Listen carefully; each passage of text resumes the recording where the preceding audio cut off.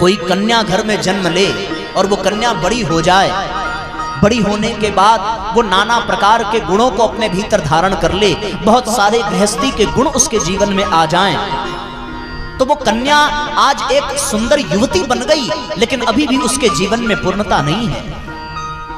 उस युवती का किसी नवयुवक से विवाह हो गया, वो नवयुवती से आज किसी की धर्मपत्नी बन गई, तो भी उस कन्या की पूर्णता अभी भी अधूरी है।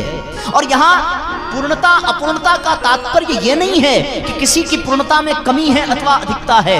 पूर्णता का तात्पर्य ये है कि अभी और अधिक पूर्ण होने की संभावना शेष बची है, इसीलिए वो और भी अधिक पूर्ण होना चाहता है। यद्यपि हर व्यक्ति अपने आप में पूर्ण है, वो कन्या कन्या होने के नाते अपने आप में पूर्ण ही है। उसे कोई ये नहीं कह सकता कि तुम 90% कन्या हो, अभी तुम्हें 10% कन्या और होना बाकी है, ऐसी बात नहीं है। वो किसी की स्त्री बन जाए, किसी की पत्नी बन जाए, तो भी वो अधूरी नहीं है, वो पूर्ण ही है, लेकिन उसमें अभी पूर्णता का अभाव है। और वो अभाव इस बात का संकेत करता है कि अभी इसमें और प्रगति की संभावना है। और वो कन्या जो आज नवयुवती बनी और कल किसी की धर्मपत्नी बनी, पर वो पूर्ण कब कहलाती है? जब वो किसी छोटे से गोपाल को, किसी कृष्ण को अपनी गोद में स्थान देती है। और जब वो स्त्री आज माता बन गई, मातृत्व प्राप्त करते ही वो उस परम पूर्णता को प्राप्त कर लेती है। जब तक वो मातृत्व को प्राप्त नहीं करती, तब तक उसमें अधूरापन है।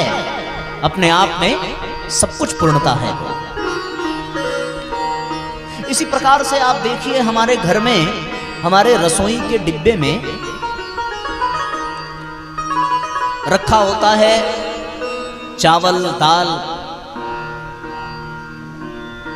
अब वो चावल दाल भी अपूर्ण है, हम ऐसा नहीं कह सकते, लेकिन हाँ, उसमें अभी और अधिक पूर्ण होने की संभावना बची है। फिर हम उसको कुकर में रखते हैं, उसको पानी में उबालते हैं, उसकी खिचड़ी बनाते हैं, वो बन तो गया, तो क्या वो चावल और दाल पूर्ण हो गया? यदि गहराई से चिंतन करें तो अभी भी वो पूर्ण नहीं है। वो पूर्ण तब माना जाएगा जब वो चूल्हे से नीचे उतरे, किसी की थाली में परोसा जाए, और उस थाली में परोसने के पश्चात यदि किसी कारणवश उसमें कुछ मक्खी मच्छर गिर गया और उसको वो व्यक्ति भोजन करने वाला ग्रहण नहीं कर पाया, तब भी वो अपूर्ण ही है। हाँ, उसकी थोड़ी पूर्णता और अधिक बढ़ जाती है जब वो उस भोजन को अपने भीतर ग्रहण कर लेता है, लेकिन अभी भी वो पूर्ण नहीं माना जाएगा। वो इसलिए पूर्ण नहीं माना जाएगा क्योंकि अभी भी उसके सौभाग्य में कुछ तो अभाव है, जिसके कारण अभी भी उसके प्रति उतनी श्रद्धा नहीं है। लेकिन हाँ, जब वही भोजन, वही दाल, वही चावल किसी मंदिर में भगवान को भेंट चढ़े, किसी मंदिर में भगवान को भोग लगे और उसमें तुलसी का पत्ता पड़ जाए, तो वो आज दाल चावल पूर्ण हो जाता है। अभी तक वो अधूरा था, लेकिन अब वो पूर्ण हो गया। और जब तक ये पूर्णता नहीं है, तब तक हम बंधन में ही बंधे रहते हैं। और हर व्यक्ति अपने बंधनों से मुक्त ही इसलिए होना चाहता है कि वो उस पूर्णता को प्राप्त कर सके, जिसे हमारे आर्ष ग्रंथों ने पूर्णमिदः पूर्णमिदं पूर्णात् पूर्णमुदच्यते पूर्णस्य पूर्णमादाय पूर्णमेवावशिष्यते कहकर के पुकारा है। ये बड़ी विचित्र बात है। मैं आपको एक और उदाहरण दूं तो आपको कुछ और स्पष्ट होगा। जमीन के एक हिस्से में एक घास का तिनका उगा। वो घास का तिनका यदि उसी जगह पर अपनी उम्र पूरी करके सूख जाए तो वो घास का तिनका अपूर्ण है। उसकी कुछ पूर्णता तब बढ़ेगी जब उसको कोई गाय आकर के चर ले और उसको अपने पेट में धारण करे। पर वो पेट में ही घास पड़ा रहे तो भी वो अपूर्ण है। उस घास को फिर से वो अपने मुंह में लेकर के जुगाली करे और उसको पचावे, तो अब वो पूर्णता की ओर एक कदम और बढ़ा। अगर बिना पचाए वो गोबर के साथ घास के तिनके को बाहर निकाल दे तो वो घास का तिनका अधूरा ही रह जाएगा।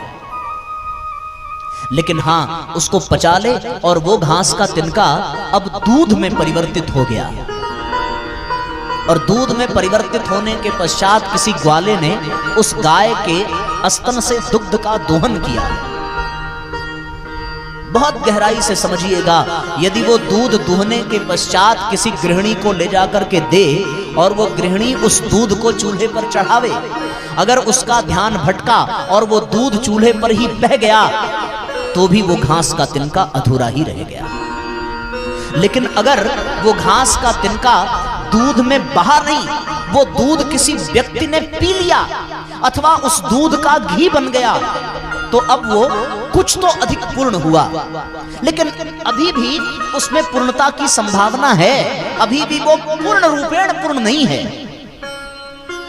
हाँ, उस दूध से घी बना और उस घी को किसी ने ग्रहण किया, उस घी से यदि किसी को शक्ति मिली, सामर्थ्य मिली, और उस प्राप्त शक्ति से यदि किसी ने अत्याचार किया, अन्याय किया, अधर्म किया, तो भी वो घास का तिनका अपूर्ण ही रह जाएगा। लेकिन अगर उसी घी से कोई दीपक सजाया जाए और वो दीपक भगवान के मंदिर में अंधेरों को रास्ता दिखावे, तो आज वो घास का तिनका पूर्ण माना जाएगा और वो घास के तिनके का जीवन शानदार बन जाएगा। उसके द्वारा बने गए घी को ग्रहण करके यदि कोई अपनी शक्ति से न्याय का पक्ष ले, धर्म की स्थापना करे, तो आज वो घास का तिनका अपने सौभाग्य की सराहना करे। बड़ा सुंदर पंक्ति लिखा है एक महान कवि ने कि चाह नहीं मैं सुरबाला के गहनों में गूंथा जाऊं, चाह नहीं प्रेमी माला के। ये बड़ी सुंदर पंक्ति है और अंत में वो कहते हैं कि मेरी इतनी ही इच्छा है कि मैं उन सृजन सैनिकों के ऊपर चढ़ाया जाऊं जो देश के लिए कुर्बान हो जाते हैं, जो राष्ट्र के लिए अपने आप का सर्वस्व बलिदान कर देते हैं। तब जाकर के उस पुष्प की पूर्णता है। यदि वो पुष्प डाली से टूटे और टूटने के पश्चात किसी प्रेमी के द्वारा किसी प्रेमिका को दिया गया तो वो पुष्प अपूर्ण हुआ। यदि उस पुष्प को किसी के प्रशंसा में उड़ाया गया, चढ़ाया गया, तो वो अपूर्ण है। वो किसी राजनेता के मार्ग में बिछाया गया तो वो अपूर्ण है। लेकिन वो पुष्प यदि भगवान के चरणों तक पहुंच गया, वो किसी शहीद के गले का हार बन गया, वो किसी परमात्मा के हृदय तक पहुंच गया, तो आज वो पुष्प पूर्ण हो जाता है। और ये जब तक पूर्णता न मिले तब तक उसके जीवन में केवल और केवल बंधन है, केवल और केवल संघर्ष है। जिस विषय को शुरू करने के लिए मैं ये भूमिका बना रहा हूं उस ओर चलिए। और मेरा कुल कहने का तात्पर्य इतना है कि हमें बंधन से मुक्ति चाहिए, हर प्रकार के बंधन से। और वो बंधन की मुक्ति भी किस लिए, जो हमें पूर्णता तक पहुंचा सके। और एक मजे की बात यह है साथियों कि आप गहराई से चिंतन करके देखें, बंधन से मुक्त होने के बाद प्रगति के लिए भी कोई न कोई बंधन चाहिए, कोई न कोई आधार चाहिए। जमीन में से आपने पंप के सहारे जल को ऊपर तो उठा लिया, लेकिन वो जल अभिष्ट स्थान तक तब पहुंचेगा जब वो किसी पाइप के बंधन में हो, तभी तो वो पहुंचेगा। आपने कोयले से, जल से विद्युत का निर्माण तो कर लिया, पर वो विद्युत की सार्थकता तब है जब वो किसी तार के बंधन में हो और किसी पंखे तक, किसी लाइट तक पहुंचे और वहां प्रकाश पहुंचावे, वहां हवा पहुंचावे। सारे बंधनों से मुक्त होने के लिए भी किसी बंधन की आवश्यकता पड़ती है। जो बच्चा माँ बाप के बंधन में है, उनके अनुशासन में है, वो किसी अनर्गल बंधन में नहीं पड़ता। जो गुरु के अनुशासन में है, जो गुरु के बंधन में है, वो किसी अनावश्यक बंधन में नहीं उलझता।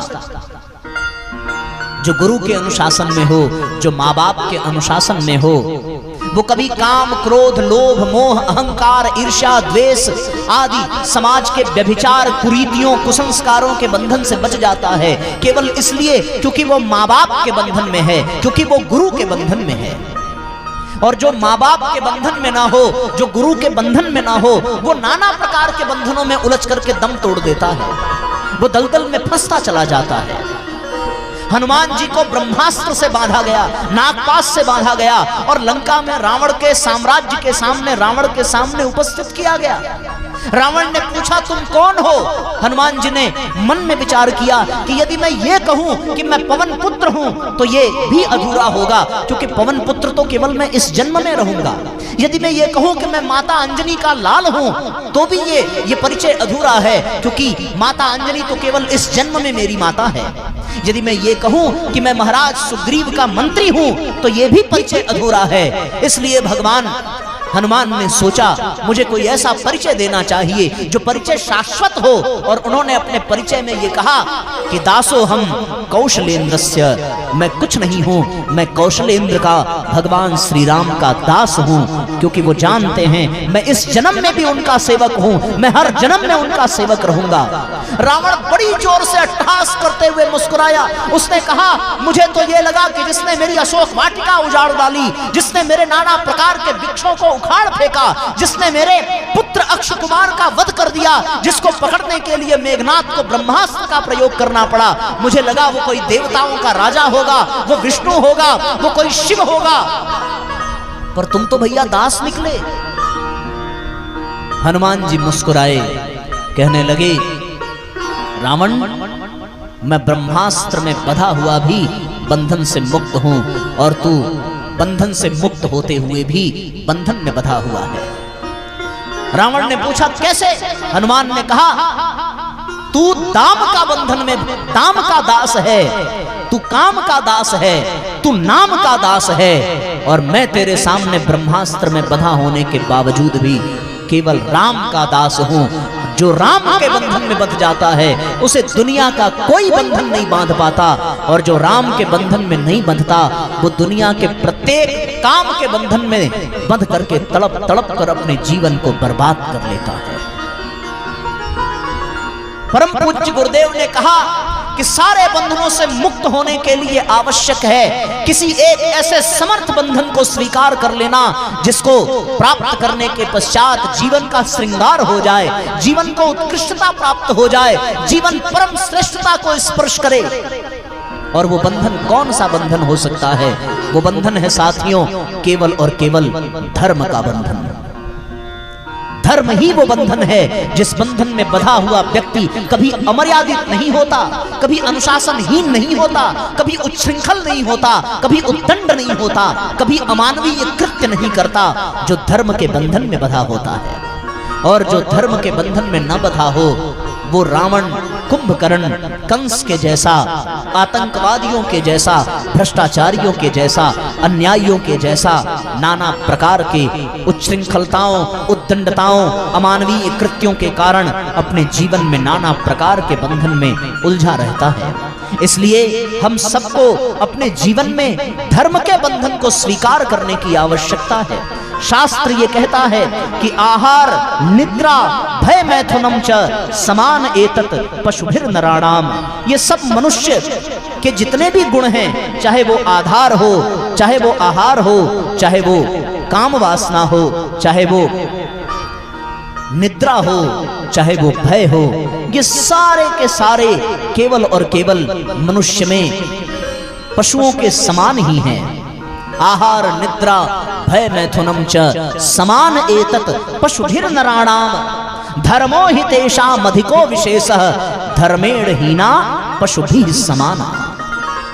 धर्म से जो विहीन होता है वो पशु के समान होता है, पर जो धर्म से युक्त होता है वो पशु नहीं, वो परमात्मा होता है।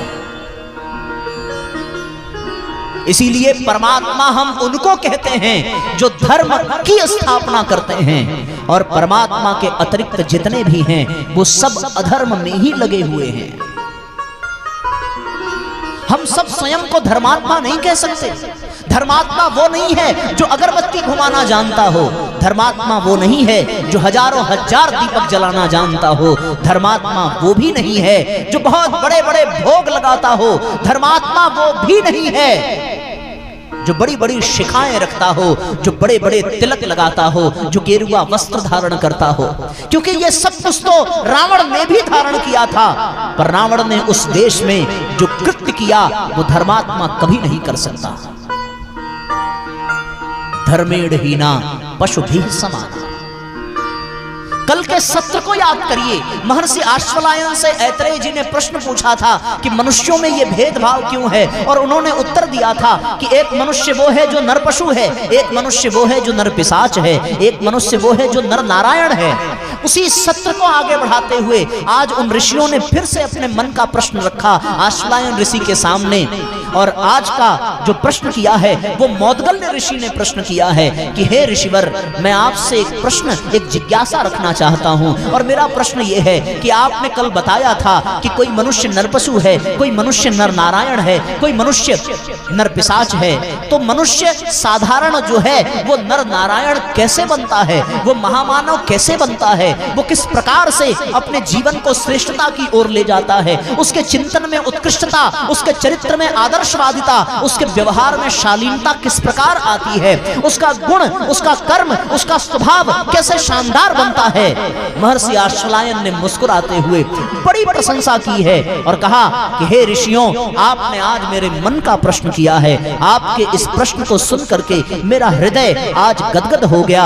मैं चाहता था कि आप में से कोई ऐसा प्रश्न करे और मैं विस्तार पूर्वक बता सकूं कि साधारण मनुष्य महान कैसे बन सकता है, नर पशु नर नारायण कैसे बन सकता है, किस प्रकार से सामान्य व्यक्ति असामान्य बन सकता है, कैसे मानव माधव बन सकता है, कैसे पागल परमहंस बन सकता है, कैसे हम कंस से कृष्ण बन सकते हैं, कैसे हम शूर्पणखा से सीता बन सकते हैं, कैसे हम राक्षस से ऋषि बन सकते हैं, कैसे हम पशु से परमात्मा बन सकते हैं।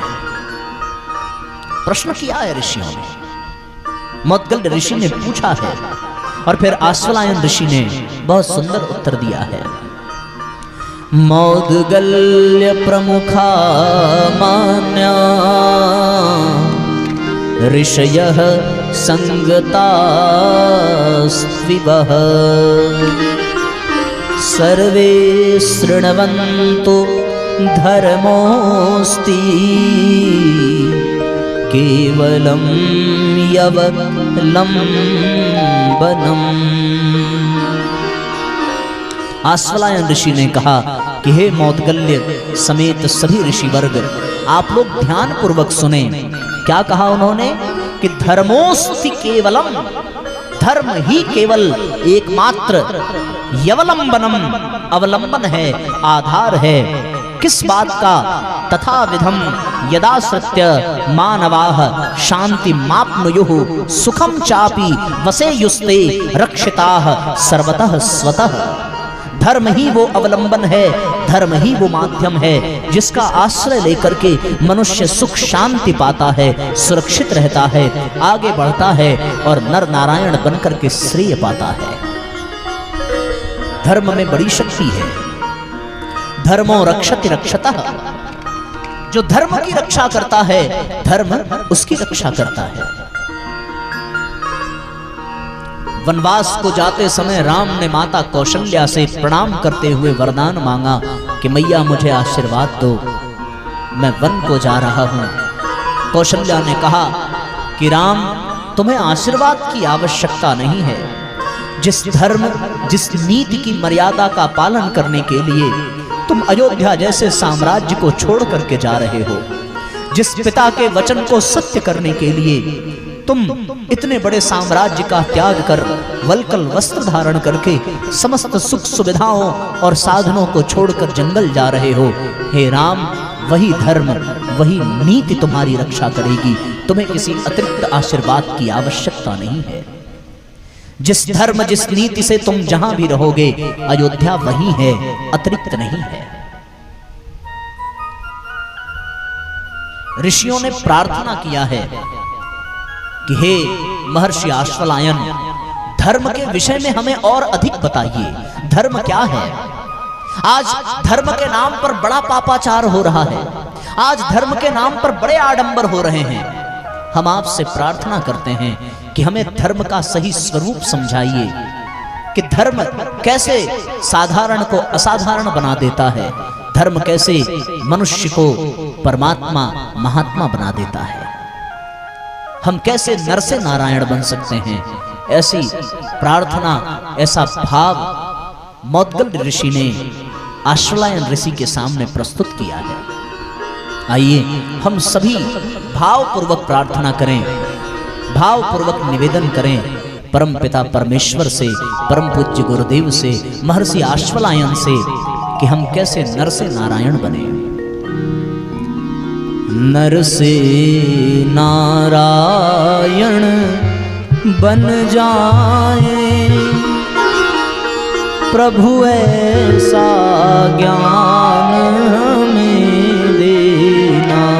नर से नारायण बन जाए, प्रभु ऐसा ज्ञान हमें देना। नर से नारायण बन जाए, प्रभु ऐसा ज्ञान हमें देना। नर से नारायण, एक साथ तालियां बजाइए, साथ दोहराइए। बन जाए, प्रभु ऐसा ज्ञान हमें देना। प्रभु ऐसा ज्ञान हमें देना। प्रभु ऐसा ज्ञान हमें देना। प्रभु ऐसा ज्ञान हमें देना। नर से नारायण बन जाए, प्रभु ऐसा ज्ञान हमें देना। नर से नारायण बन जाए, प्रभु ऐसा ज्ञान हमें देना।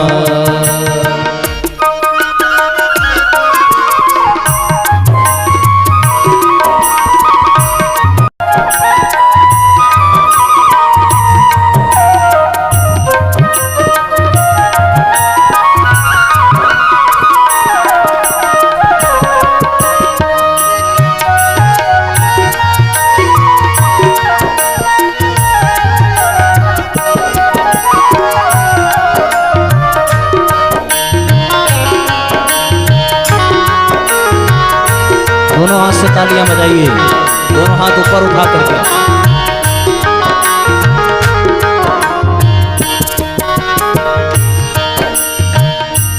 दुखियों के दुख हम दूर करें, दुखियों के दुख हम दूर करें। श्रम से कष्टों से नहीं डरे, श्रम से कष्टों से नहीं डरे। उर में सबके प्रति प्यार भरे, उर में सबके प्यार भरे। जल बन कर मरुथल में बिखरे, जल बन कर मरुथल में बिखरे। बाधाओं से टकरा जाए, बाधाओं से टकरा जाए। प्रभु ऐसा ज्ञान हमें देना, प्रभु ऐसा ज्ञान हमें देना। नर से नारायण बन जाए, प्रभु ऐसा ज्ञान हमें देना। नर से नारायण बन जाए, प्रभु ऐसा ज्ञान हमें देना।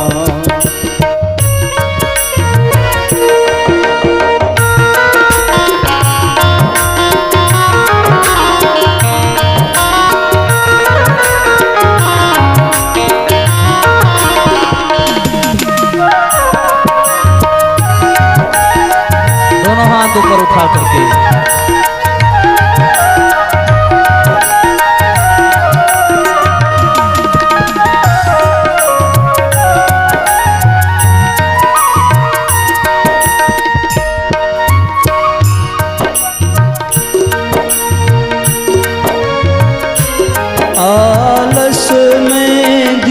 आलस न कटे कभी, आलस में जीवन न कटे कभी, सेवा के भाव न मिटे कभी, सेवा के भाव न मिटे कभी, पथ से ये चरण न हटे कभी, पथ से चरण न हटे कभी, जनहित के कार्य न छूटे कभी, जनहित से कार्य न छूटे कभी, दैवी क्षमताएं विकसाए प्रभु ऐसा ज्ञान हमें देना, दैवी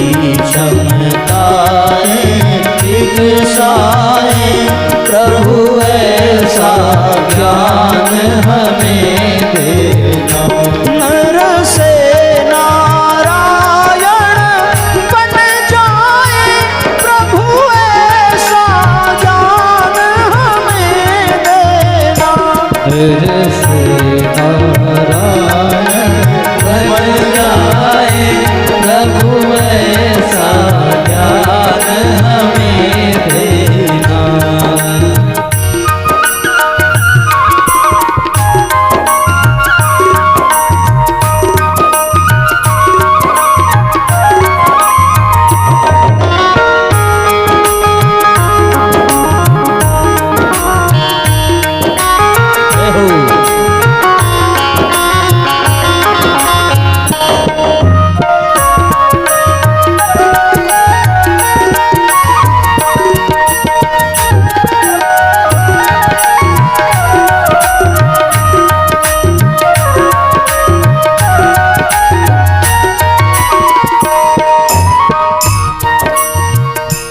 यह विश्व हमारा ही घर हो, यह विश्व हमारा ही घर हो, और में स्नेह का निर्झर हो, और में विश्व का निर्झर हो, मानव के बीच न अंतर हो, मानव के बीच न अंतर हो, बिखरा समता का मृदु स्वर हो, बिखरा समता का स्वर हो। आप लोगों को गाने आता है?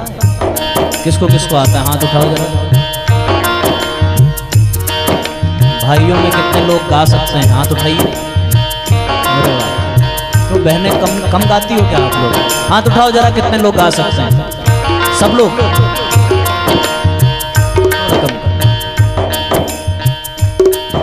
एक बार हम गाएंगे फिर आप गाइएगा, पक्की बात? रिदम चलने दीजिए। पूरब की लाली बन छाए, पूरब थोड़ी आवाज बढ़ाइए। पूरब की लाली बन छाए,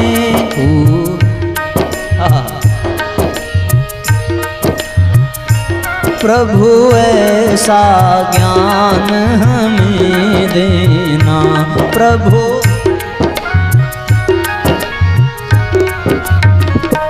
नर से नारायण बन जाए, प्रभु ऐसा ज्ञान हमें देना, नर से नारायण बन जाए, प्रभु ऐसा ज्ञान हमें देना, प्रभु ऐसा ज्ञान हमें देना, प्रभु ऐसा ज्ञान हमें देना, प्रभु ऐसा ज्ञान हमें देना।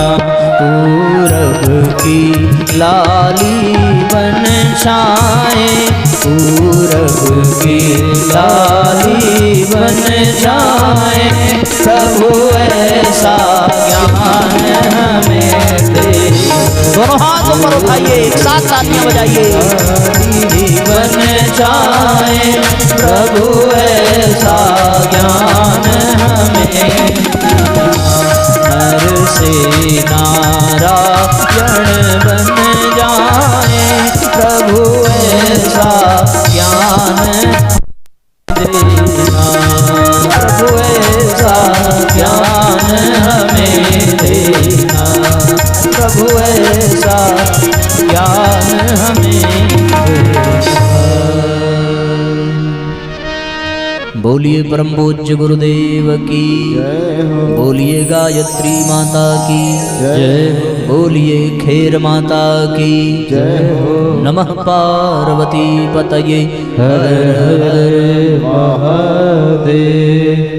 एक जयकारा और लगाइए, बोलिए सभी श्रोता भाई बहनों की जय हो, हमारे संगीत वाले भाइयों की जय हो।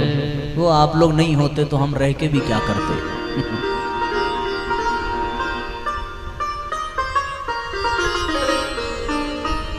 घोड़े का धन है उसके दौड़ने की क्षमता, इसको घोड़े का धन कहते हैं।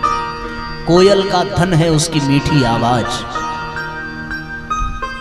गाय का धन है उसका वात्सल्य।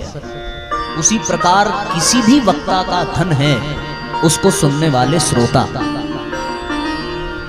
कोई भी वक्ता धनी तब होता है जब उसको एकाग्र चित्त से सुनने वाले श्रोताओं की संख्या मिल जाती है।